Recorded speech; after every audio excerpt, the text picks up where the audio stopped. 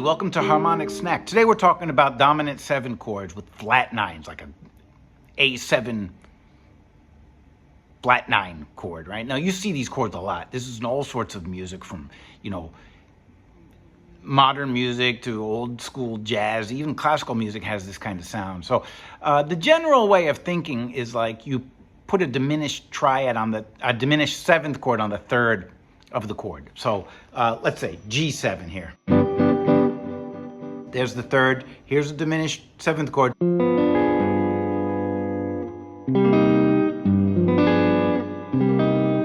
What does that give? This is a B diminished, but it could be any kind of, you could see this as an F diminished, you could see it as a B diminished, you could see it as a D diminished, you could see it as a flat diminished. It doesn't make any difference.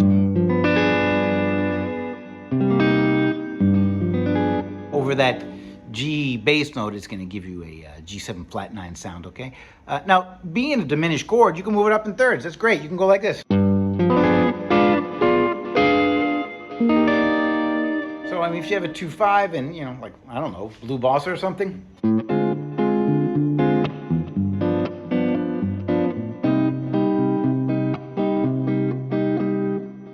Put the flat 9 on there and you go.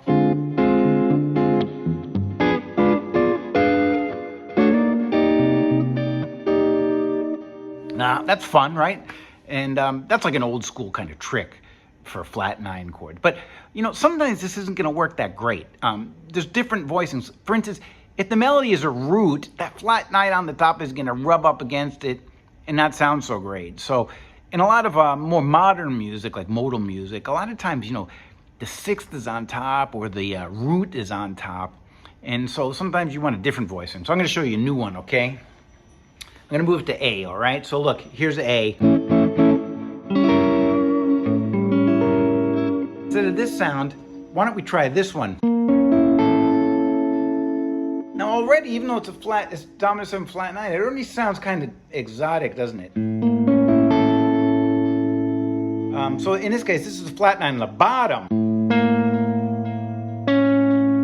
That's the 3rd, this is the 5th, and this would be the root on top. So all of a sudden, like for instance, Stella.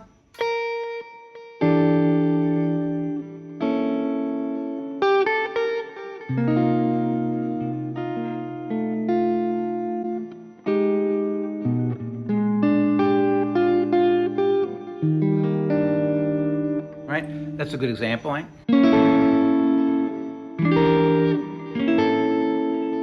Right? It's that root on the top in this case. But see, the thing about this, remember, these chords are coming from the half-whole diminished scale. What does that mean? Well, that means that they can move around a minor third. So we can take this one, move it down a minor third. Wow, this is a nice sounding chord, isn't it? What is this? Well, this is with the 6th on top now. So you'll see this chord written a lot in a lot of more modern music, like modal music. For instance, you'll see it, in this case, A13 flat 9. It's very common with that 6 on top, okay? So, but remember, you can keep moving it up as well.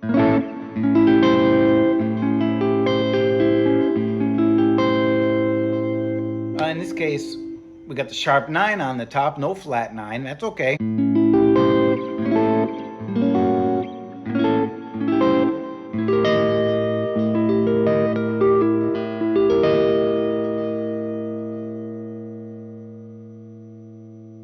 And here's another one, right? Now in this case, we got the 5th, the flat 7. What's this? The flat 9.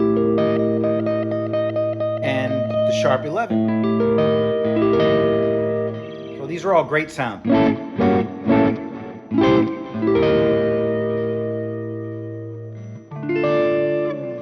Okay, so let me give you like some examples of where you might see this. For instance, if you look at the Wayne Shorter song "Fall," you see an F sharp 7 sus.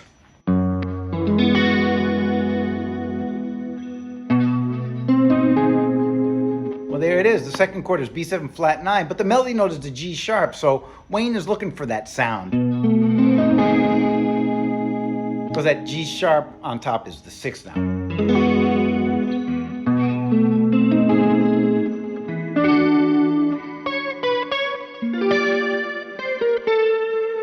And then you see him do it again like this, and the middle section goes.